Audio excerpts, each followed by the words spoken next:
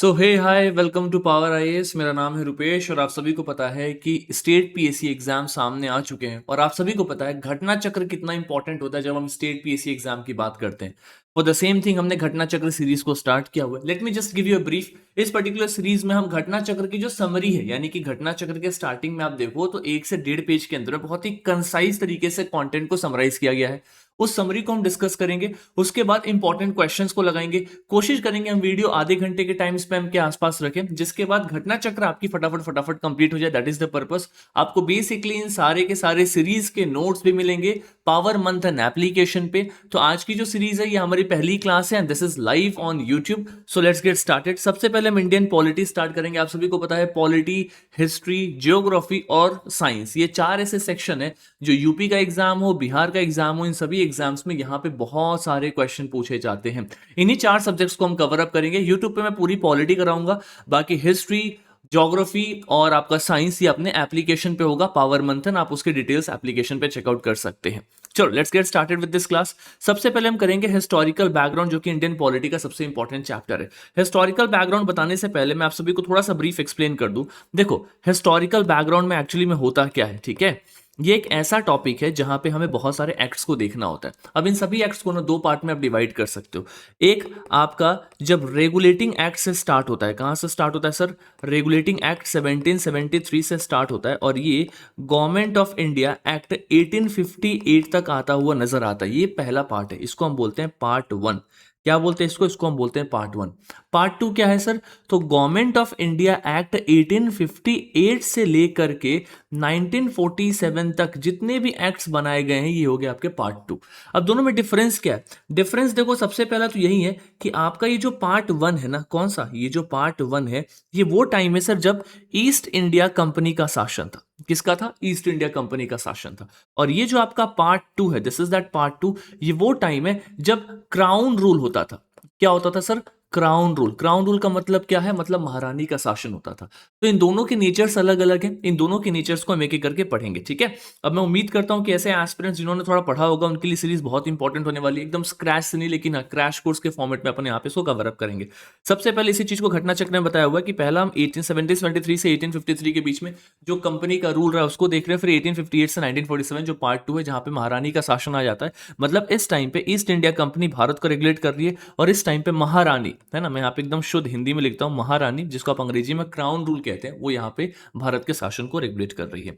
सबसे पहला एक्ट आता है सर रेगुलेटिंग एक्ट 1773। मैं हमेशा कहता हूँ पहले नाम को तोड़ो, उसका मतलब अगर जान जाओगे तो एक्ट समझना बहुत आसान हो जाएगा। इसका नाम क्या है? Regulating act. मतलब एक ऐसा एक्ट जो भारत में अंग्रेजी शासन को रेगुलेट करने के लिए आया था, इसलिए इसको हम क्या बोलते हैं? We call this as the Regulating Act. तो अब देखो इन्होंने रेगुलेट क्या किया। सबसे पहले उन्होंने कहा कि जो बंगाल के गवर्नर है इनको प्रमोट करेंगे हम और उनको हम बना देंगे गवर्नर जनरल ऑफ बंगाल। ये आपका सबसे पहला इंफॉर्मेशन जो आपको ध्यान में रखना है। बंगाल के गवर्नर को प्रमोट करके गवर्नर जनरल बनाया गया, जिसमें आपको व्रेन हेस्टिंग सबसे पहले गवर्नर जनरल ऑफ बंगाल बनते हुए नजर आएंगे। तो एक क्वेश्चन यहां से बन सकता है बिहार में और यूपी में, this is kind of PYQ, they can ask A question, ठीक है। दूसरा आपको इसी में समझ में आएगा कि सर तीन अंग्रेजों के इंपॉर्टेंट प्रोविंस थे यानी कि प्रेसिडेंसीज थे जहां से अंग्रेज भारत को शासन कर रहे हैं। एक बंगाल है, एक बॉम्बे है और एक मद्रास है। तो जो बंगाल का गवर्नर है इसको प्रमोट करके गवर्नर जनरल बना दिया गया बंगाल का। अब इस गवर्नर जनरल के नीचे में दो अलग अलग गवर्नर्स आपको दिखाई देंगे, मद्रास के गवर्नर प्लस बॉम्बे के गवर्नर, यानी कि इनके अंदर में आपको मद्रास और बॉम्बे ये दोनों गवर्नर को बंगाल के गवर्नर जनरल के अंदर में डाल दिया गया। यानी कि रेगुलेट कैसे कर रहे हैं सर? बंगाल के गवर्नर को प्रमोट करके गवर्नर जनरल ऑफ बंगाल बनाया और इनके अंदर में मद्रास का गवर्नर और बॉम्बे के गवर्नर को डाल दिया गया। यहां तक कोई दिक्कत नहीं होनी चाहिए। ऐसा क्यों किया गया? इसलिए किया गया क्योंकि बंगाल एक बहुत ही स्ट्रेटेजिक लोकेशन था, वहां से बहुत फायदा आ रहा था, बहुत ज्यादा रेवेन्यू जनरेट हो रहा था। तो ऑब्वियस सी बात है जिस जगह से ज्यादा प्रॉफिट होता है उसके इंसान को प्रमोशन मिलती है। अगर आपकी कंपनी में ज्यादा रेवेन्यू जनरेट कर रहे हो तो आपको प्रमोट कर दिया जाएगा। सीधा सा कॉन्सेप्ट है। बंगाल बाकी प्रेसिडेंसी से ज्यादा रेवेन्यू जनरेट कर रहा था, इसके गवर्नर को प्रमोट करके गवर्नर जनरल बना दिया गया। आई थिंक सबको समझ में आ गया होगा। दूसरा इंपॉर्टेंट इंफॉर्मेशन, ठीक है। गवर्नर जनरल के पास में चार लोगों का एक एग्जीक्यूटिव काउंसिल दिया गया। चार लोग गवर्नर जनरल को मदद करेंगे डिसीजंस लेने में और ये चार लोग मिलिट्री और नॉन मिलिट्री डिसीजंस दोनों में गवर्नर जनरल को मदद करेंगे। यानी कि गवर्नर जनरल के लिए नंबर टू सर एक काउंसिल दे दिया गया, एक एग्जीक्यूटिव काउंसिल दिया गया जिसमें चार लोग थे। What has gone wrong? Just give me a moment, every one of you. Let me share the screen. I think there is something wrong. फिर just a moment. Okay, alright, alright, alright.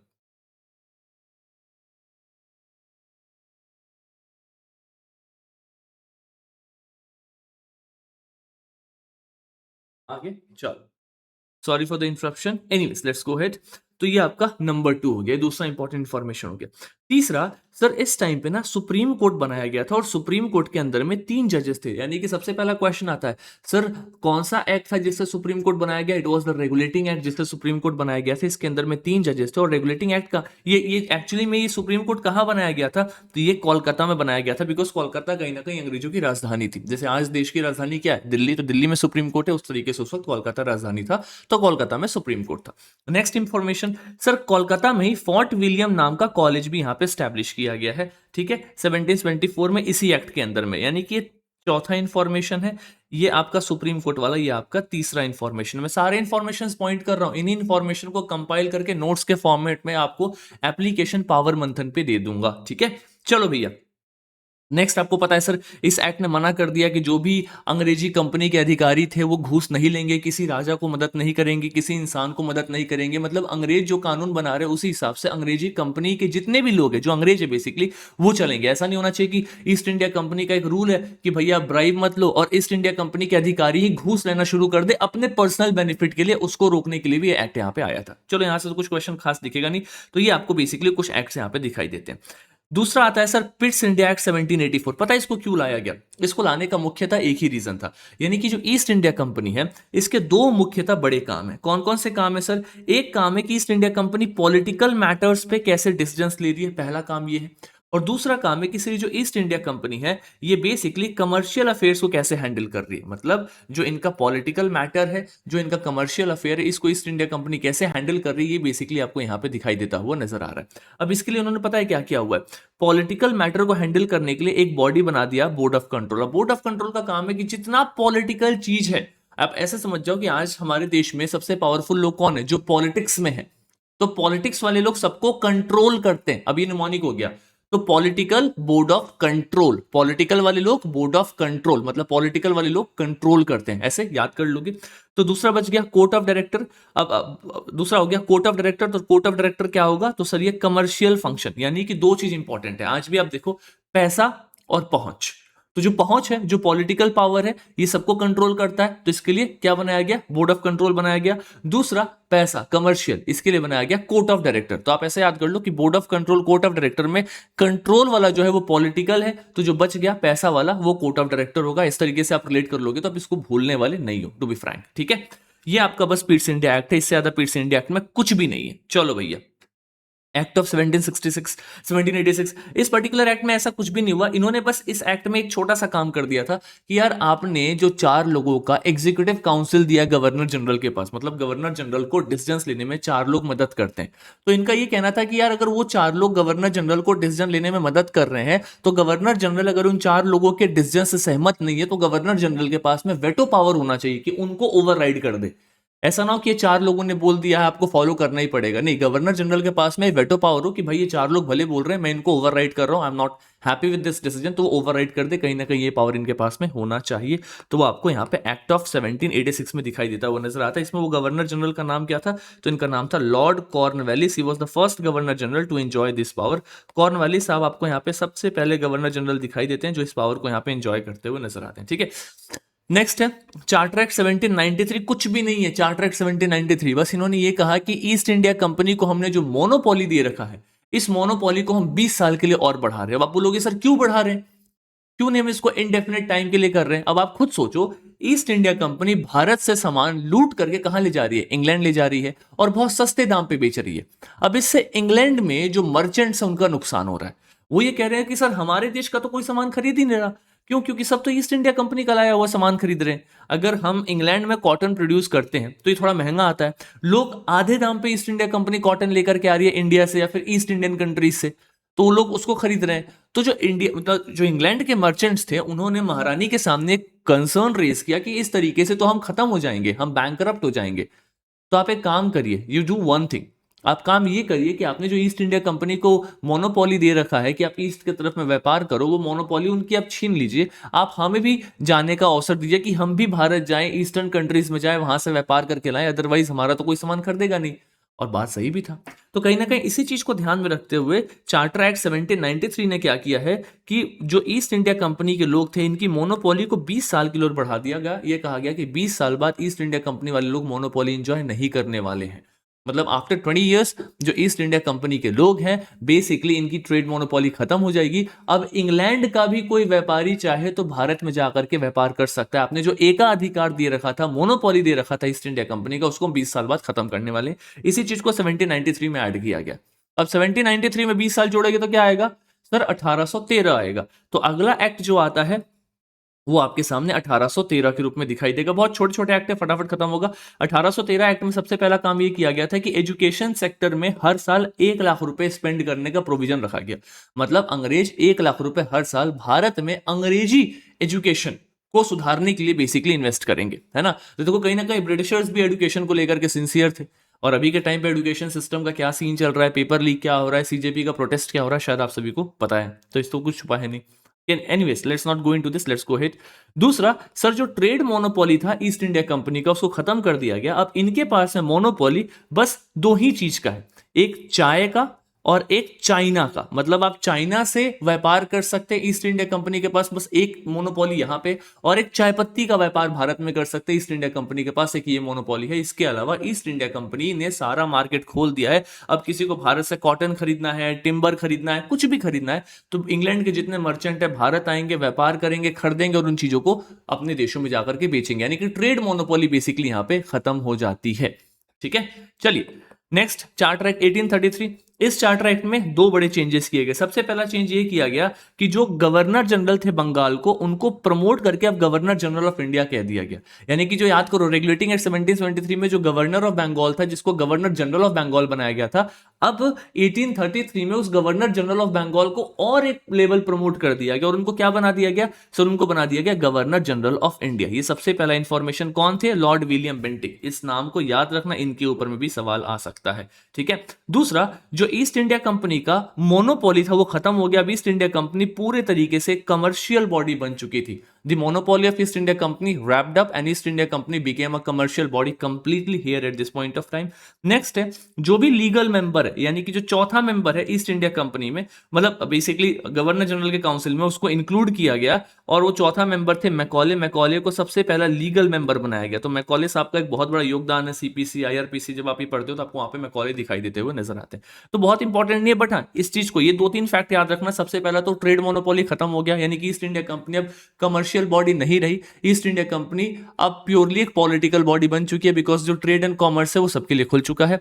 दूसरा important information sir, Lord William Bentinck जो इनको promote कर दिया गया, ये basically जो governor of Bengal थे, sorry governor general of Bengal थे, वहां से प्रमोट होकर के अब ये गवर्नर जनरल ऑफ इंडिया बन चुके हैं। तो ये दो बड़े बदलाव आपको यहां पे दिखाई देंगे। नेक्स्ट है सर चार्टर एक्ट ऑफ 1853। कुछ भी नहीं है, बस एक काम किया गया यहाँ पे। चार्टर एक्ट ऑफ 1853 में पहली बार ओपन कॉम्पिटिटिव एग्जाम लिया गया सिविल सर्वेंट्स के रिक्रूटमेंट के लिए। ये एक इंपॉर्टेंट पार्ट है, बस यहीं से क्वेश्चन पूछेगा, अदरवाइज नहीं पूछेगा। तो ये जो मैं स्टार लगा रहा हूं या फिर 1 2 3 4 हर एक्ट में जो दो तीन इंपॉर्टेंट पार्ट है, एक इंपॉर्टेंट प्रोविजन जो मैं आपको यहाँ पे बता रहा हूं, let me say this to all of you. ये सारे प्रोविजंस मैं आप सभी को अपने एप्लीकेशन पावर मंथन में नोट्स के फॉर्मेट पे दे दूंगा। और पूरी की पूरी पॉलिटी का जो नोट्स होगा वो मात्र 99 रुपए में आपको अपने एप्लीकेशन पे दिखाई देगा, जहां पे घटना चक्र की समरी होगी। तो पॉलिटी घटना चक्र 99 रुपए का, हिस्ट्री घटना चक्र 99 रुपए का। आपको जिस घटना चक्र में, जिस सब्जेक्ट में प्रॉब्लम हो रहा है, उसका घटना चक्र का नोट्स डाउनलोड करो, मात्र 99 रुपीज में पूरा रिवाइज करो और आपका पूरा का पूरा कंटेंट कवर हो जाएगा। एक और चीज मैं आप सभी को बता दूं, अगर आप सिर्फ YouTube पे फ्री वीडियो देखना चाहते हो तो मैं पूरी पॉलिटी YouTube पे फ्री कराऊंगा। लेकिन जो अपनी इकोनॉमी है, इकोनॉमी कह रहा हूं सॉरी, जो अपनी ज्योग्राफी है और जो अपना हिस्ट्री है और जो अपना साइंस है, ये तीन और घटना चक्र है, अगर आप इसको भी साथ में कवर अप करना चाहते हो, बिकॉज इकोनॉमी से करंट के क्वेश्चन आते हैं, स्टैटिक के क्वेश्चन 9 के बराबर पूछता है बिहार और यूपी, तो इकोनॉमी को अपन ने साइडलाइन कर दिया है। हम वही पढ़ेंगे जहां से क्वेश्चन आता है। मतलब 150 में से अपने पास 70-80 क्वेश्चन फंसने चाहिए, और 80 क्वेश्चन फंस जाएंगे अगर आपने इन 4 घटना चक्र को किया है। इसके बाद करंट अफेयर आपको खुद से करना है, ठीक है।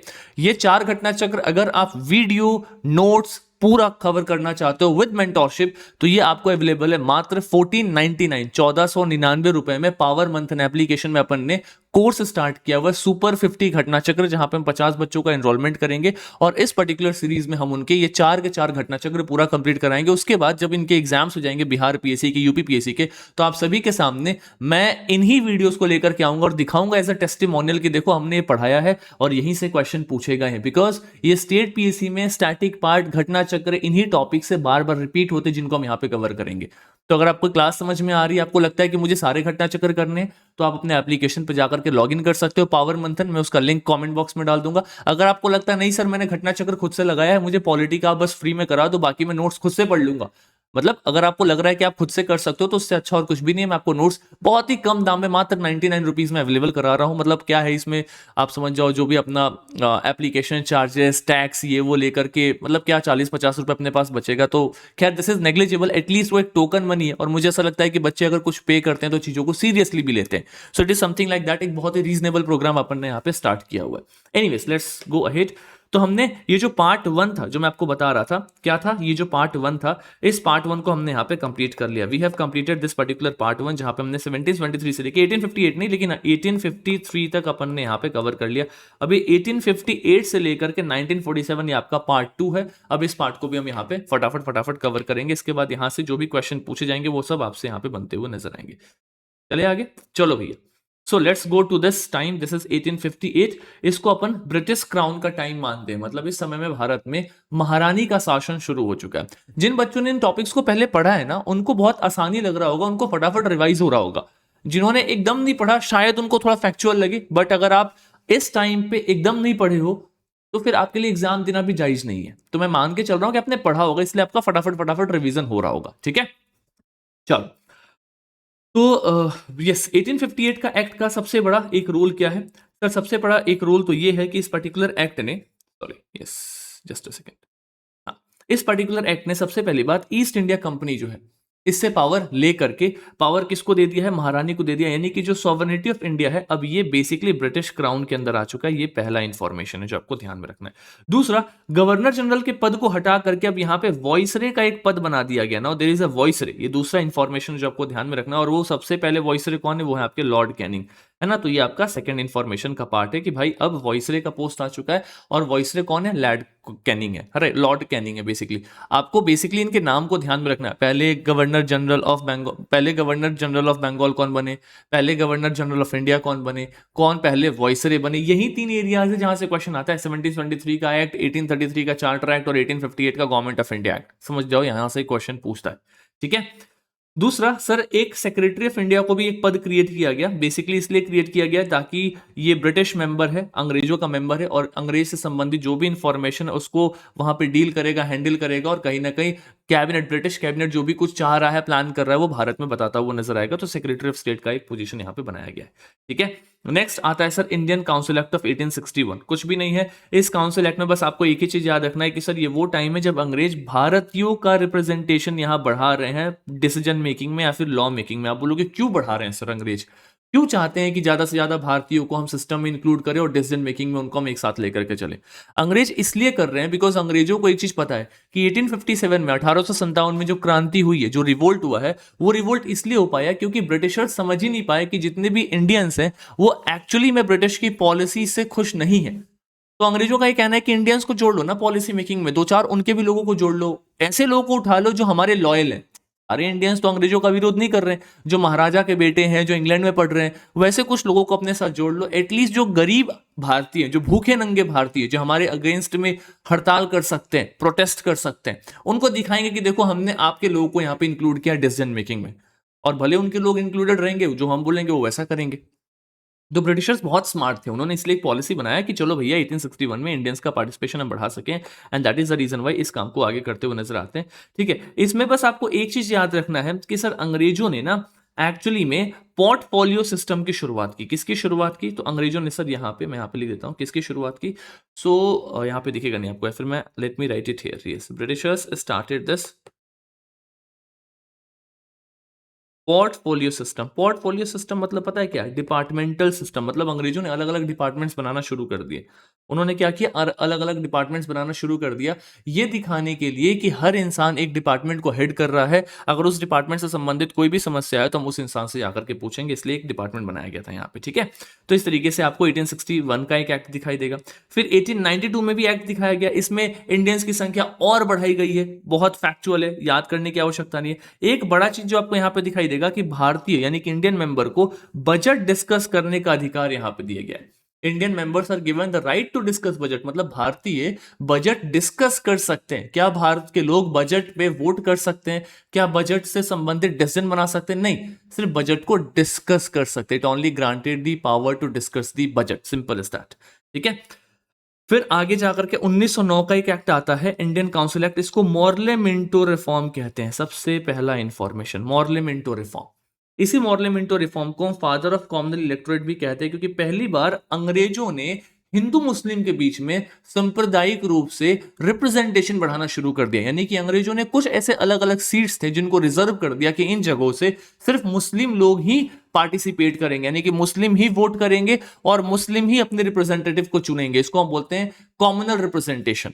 तो इससे पता है सबसे बड़ी समस्या क्या होगी? अगर आप मुस्लिम्स को अलग सीट दोगे तो जितने भी मुस्लिम है वो एक साथ यूनाइट हो जाएंगे और अल्टीमेटली हिंदू और मुस्लिम के बीच में दंगे होना शुरू हो जाएंगे। आपने क्या कर दिया, कॉमनल चीजों को, सांप्रदायिक चीजों को लीगल एंगल दे दिया। कोई बात नहीं, सही है, हम मुस्लिम्स को सेपरेट इलेक्टोरेट दे रहे हैं क्योंकि हम मुस्लिम का इंपावरमेंट कर रहे हैं। आप ये कह के मुस्लिम्स से वोट ले रहे हो, उनका साइड ले रहे हो, और आप ये कह के भारत की जो समाज है, जो बहुत ही विविध समाज है, डाइवर्स सोसाइटी है, इसमें डिफरेंसेस क्रिएट कर रहे हो, लोगों के बीच में दंगा क्रिएट कर रहे हो, लोगों के बीच में टेंशन क्रिएट कर रहे हो। आपको यहाँ पे दिखाई देता है, वो नजर आता है ना।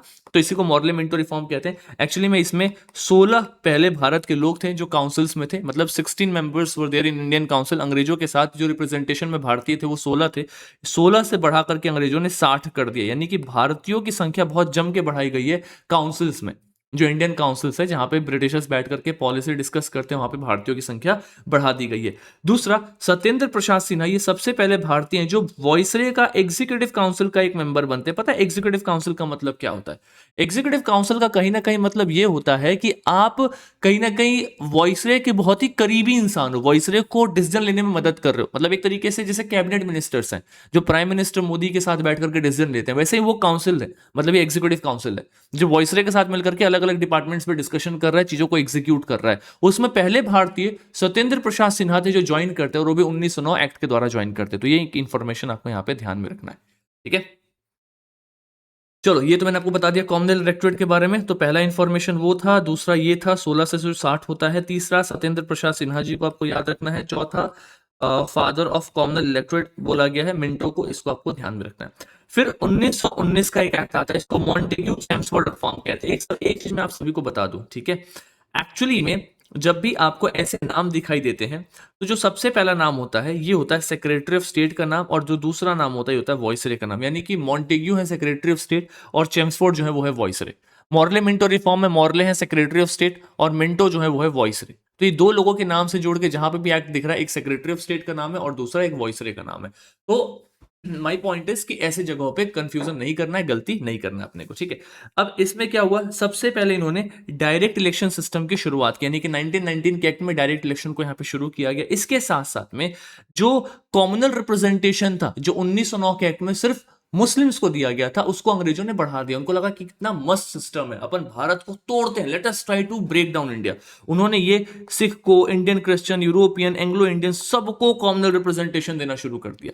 यहां पे सर बाई कैमरलिज्म की शुरुआत हो गई। बाई कैमरलिज्म का मतलब क्या है? मतलब दो हाउसेस बनाना, बाई कैमरल करना, यानी कि दो हाउसेस बनाना उन्होंने शुरू कर दिया। सबसे पहली बार बाई कैमरलिज्म की यहां पे शुरुआत होती है, यानी कि बेसिकली सेंट्रल और प्रोविंशियल दो अलग अलग लिस्ट बना दिए गए, यानी कि स्टेट किन मुद्दों पे डिसीजन लेगा, सेंटर सेंटर किस मुद्दे पे डिसीजन लेगा, दो अलग अलग कर दिया गया। जैसे आज आप देखते हो ना, हमारे 7 शेड्यूल के अंदर में union list, state list, concurrent list, 3 list दिखाई देता है। यहां पे अंग्रेजों ने 2 लिस्ट किया है, एक यूनियन लिस्ट है जहां पे सेंटर डिसीजन लेगा, और दूसरा स्टेट लिस्ट है जहां पे स्टेट्स डिसीजन लेंगे। तो बेसिकली यहां पे इसको बदल दिया गया। तो पहला फैक्ट आपको क्या ध्यान में रखना है मॉन्टेग्यू चेम्सफोर्ड रिफॉर्म से, कि sir Sikh, Indian Christian, European, Anglo Indian, सबको यहाँ पे रिप्रेजेंटेशन कॉमन इलेक्टोरेट दे दिया गया।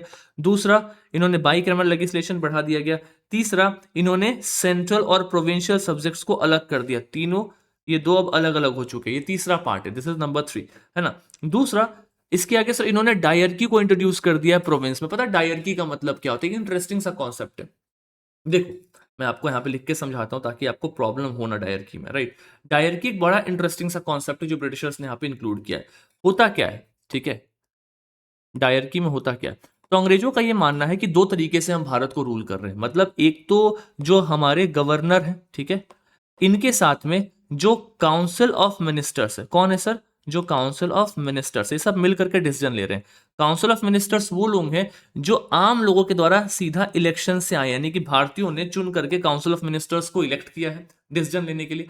और गवर्नर वो इंसान है जिसको अंग्रेजों ने नॉमिनेट किया, मतलब अंग्रेज जिसको भी चाहे उसको गवर्नर नॉमिनेट कर सकते हैं, नॉमिनेटेड बाय ब्रिटिश। यानी कि अगर सपोज करो ब्रिटिश को लगता है कि हम इनको गवर्नर बनाएंगे तो वो गवर्नर चले जाएंगे। अब गवर्नर और काउंसिल ऑफ मिनिस्टर दोनों मिल करके कहीं पे भी पॉलिसी बना रहे हैं, किसी भी स्टेट में पॉलिसी बना रहे हैं। तो इन्होंने क्या करा कि एक ऐसा लिस्ट जिसमें गवर्नर और काउंसिल ऑफ मिनिस्टर दोनों मिल करके पॉलिसी बनाएंगे, इस लिस्ट का नाम क्या कर दिया? तो इस लिस्ट का नाम कर दिया ट्रांसफर्ड लिस्ट। क्या कर दिया इसका नाम? इसका नाम हो गया ट्रांसफर्ड लिस्ट। यानी कि गवर्नर और काउंसिल ऑफ मिनिस्टर दोनों मिलकर के एक साथ डिसीजन बना रहे हैं, इसको बोल दिया गया transferred list. On the other hand, कुछ ऐसे इश्यूज थे जो गवर्नर के पास रिजर्व कर दिया गया, यानी कि इन इश्यूज पे सिर्फ गवर्नर अपने हिसाब से डिसीजन बना सकते हैं, तो इनको बोला गया सर रिजर्व लिस्ट। क्या कह दिया गया? Reserve list. यानी कि अगर अंग्रेजों को कुछ मुद्दों पे काम करवाना है, उनको लगता है कि ये चीज तो होना ही चाहिए, इन चीजों में हम भारतीयों को डिसीजन मेकिंग का पावर नहीं दे सकते, तो पता है अंग्रेज क्या करते हैं? उसको ना रिजर्व लिस्ट का पार्ट बना देते हैं। वो कहते हैं कि जैसे गवर्नर बोलेंगे वैसा ही होगा, बात खत्म। और उनको लगता है कि यार ये जनरल मुद्दे हैं, इनमें भारतीयों को भी जोड़ लो, तो उसको ट्रांसफर लिस्ट का पार्ट बना दिया। तो इसी को कहते हैं डायर की, मतलब जिन मुद्दों पे अंग्रेजों को खुद से काम करवाना है, राइट, वो मुद्दे वो अपने पास रिजर्व कर लेते हैं, इसी को आप यहाँ पे रिजर्व लिस्ट कहते हो। और जिन मुद्दों पे अंग्रेजों को लगता है कि भाई हमें खुद से काम इसमें मतलब बेसिकली नहीं करना, इसमें भारतीयों को भी इंक्लूड कर देते हैं, ये दिखाने के लिए कि देखो ये जो सरकार है सिर्फ हम नहीं चला रहे, आप लोग भी चला रहे हो, ताकि आप लोग विद्रोह ना करो, उसको बोल दिया गया, क्या बोल दिया गया? इसको बोल दिया गया ट्रांसफर लिस्ट। इसी को बोलते हैं यहाँ पे डायर की। तो डायरकी जो है ये प्रोविंस में लगाया गया, मतलब स्टेट लेवल पे लगाया गया 1919 के एक्ट में, 1919 के एक्ट में। अब इसी डायरकी को बढ़ा करके बाद में सेंटर पे लगा दिया गया है। कब लगाया गया? तो 1935 के एक्ट में। यानी कि इसमें क्या होता है, जैसे आपको यहां पे दिखाई दे रहा है ना कि जो ट्रांसफर लिस्ट है जिसमें गवर्नर और काउंसिल ऑफ मिनिस्टर्स हैं, जब ये सेंटर पे लगता है तो ये जो ट्रांसफर लिस्ट है ना, इसमें आपको वॉइसरे और काउंसिल ऑफ मिनिस्टर एक साथ दिखाई देते हैं, और जो रिजर्व लिस्ट है वो सीधा वॉइसरे के पास होता है। यानी कि जैसे जो काम स्टेट में गवर्नर कर रहा है, सेम काम सेंटर में वॉइसरे कर रहा है, तो सिस्टम सेम है। बस जो रिजर्व लिस्ट है यहाँ पे गवर्नर के पास है, वहां पे रिजर्व लिस्ट वॉइसरे के पास होगा। यही डायरकी है। तो ये डायरकी 1935 के एक्ट में यहाँ पे लगाया गया था। ठीक है, मैं आपको आगे इसके बारे में बताऊंगा। एनीवेज, तो ये डायरकी सिस्टम को यहाँ पे इंट्रोड्यूस किया गया, ठीक है, उसको यहाँ पे मैंने मेंशन कर दिया है। तो ये आपको तीसरा इंपॉर्टेंट इंफॉर्मेशन है जो आपको इससे रिलेटेड ध्यान में रखना है। Dyarchy is very very very important. बाकी ये एक्ट वैक्ट सबको इधर स्किप करो, यहाँ से क्वेश्चन नहीं आता। साइमन कमीशन ये सबको स्किप करो, ये सब आप वहां पे पढ़ोगे हिस्ट्री में, एक्ट में नहीं पढ़ोगे। आगे चल करके 1935 का एक एक्ट बनता है। इस एक्ट में जो डायरकी है इसको कहाँ लगा दिया गया? सेंटर के लेवल पे लगा दिया गया, नंबर 1। दूसरा, देश में रिजर्व बैंक ऑफ इंडिया को बनाया गया, reserve bank of India, number 2, right. तीसरा, सर जो कॉमनल इलेक्टोरेट था इसको और बढ़ा दिया गया, महिलाओं को भी कॉमनल इलेक्टोरेट दे दिया गया। देखो, यानी कि पहले 1909 के एक्ट में सिर्फ मुस्लिम को दिया गया, 1919 में मुस्लिम के बाद सिख को, एंग्लो इंडियन, सारी कम्युनिटी को दे दिया गया। अब 1935 में ये महिलाएं हो गई, लेबर हो गए, शेड्यूल कास्ट हो गए, सबको दे दिया गया। यानी कि इतने गंदे लेवल पे इन्होंने जाकर के देश का डिवीजन करने का कोशिश किया। This is number 3। आपको पता है वुमेन को सेपरेट इलेक्टोरेट किस एक्ट में मिला है? ये क्वेश्चन आईएएस के एग्जाम में, यूपीएससी में 2 बार पूछा गया, 2021 में और 2023 में। तो ये क्वेश्चन स्टेट पीएससी में भी रिपीट होता है, महिलाओं को मिला, इसको ध्यान में रखेंगे। नंबर 4 आपको दिखाई देगा सर, फेडरल कोर्ट स्टैब्लिश किया गया हमारे देश में। This is important. बाकी बर्मा वर्मा को हटा दिया गया, ये सब इंपॉर्टेंट नहीं है। इसके बाद से सर भारत आजाद होता है, 1947 का एक एक्ट आपको यहाँ पे दिखाई देता है, वो नजर आता है, और उस एक्ट के बाद में देश यानी कि इंडिया और पाकिस्तान दोनों यहाँ पे आजाद हो जाते हैं। यही आपको इसके बीच में इस एक्ट में दिया हुआ बेसिकली, और यहाँ पे कुछ भी नहीं। फटाफट क्वेश्चन पे देखो। क्वेश्चन क्या रहा है sir? Which act of British parliament abolish East India Company over trade in India? मतलब ट्रेड भारत में ईस्ट इंडिया कंपनी का किस एक्ट ने खत्म किया था? सर 1813 के चार्टर एक्ट में ईस्ट इंडिया कंपनी का ट्रेड खत्म हो गया था। बस 2 जगह पे एक्सेप्शन था, trade with T and trade with China, जो कि 33 में खत्म हो गया था। ठीक है, आगे आ जाओ, ये क्वेश्चन पे देखो क्या लिखा हुआ है। कौन सा ऐसा एक्ट है जिसमें डिस्कस करने का, बजट डिस्कस करने का पावर दिया गया था? तो 92 के एक्ट मैंने आप सभी को बताया था कि सर बजट डिस्कस करने का इनको पावर दे दिया गया है, बस बजट डिस्कस कर सकते हैं और ये लोग कुछ नहीं कर सकते उससे संबंधित।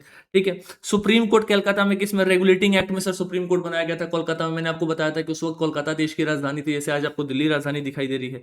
ठीक है, मतलब मेरा कहना क्या है कि आप इन सभी क्वेश्चन को अटेम्प्ट कर सकते हो। इस समरी के बाद में आपसे सभी के सभी क्वेश्चंस लगते हुए नजर आएंगे। That is the sole purpose of this series. अगर आप चाहते हो कि मैं इस सीरीज को कंटिन्यू करूं, एटलीस्ट 50 बच्चे कमेंट बॉक्स में बताएंगे तो मैं इस सीरीज को पूरा का पूरा यूट्यूब पे एटलीस्ट जो इंडियन पॉलिटी है वो कंप्लीट कराऊंगा, और तब मैं एप्लीकेशन पे भी सीरीज को लेकर के आऊंगा। But I want at least 50 aspirant writing this कि दिस सीरीज इज इंपॉर्टेंट। आधे घंटे में एक एक चैप्टर एक्सप्लेन करूंगा और उनके क्वेश्चंस भी कराऊंगा। ये चैप्टर थोड़ा लेंदी था, लेकिन जो अगले चैप्टर्स है उनके अपन क्वेश्चन भी करेंगे आधे घंटे के अंदर में। This is going to be a 30 minute series. I just want every one of you, आप अपने ओपिनियंस यहाँ पे दें, उस हिसाब से मैं सीरीज को आगे कंटिन्यू करते हुए नजर आएंगे और साथ में क्वेश्चंस भी करेंगे। So this is for today. Thank you so much all of you. God bless you all. Keep on working hard. Take care. Thank you so much.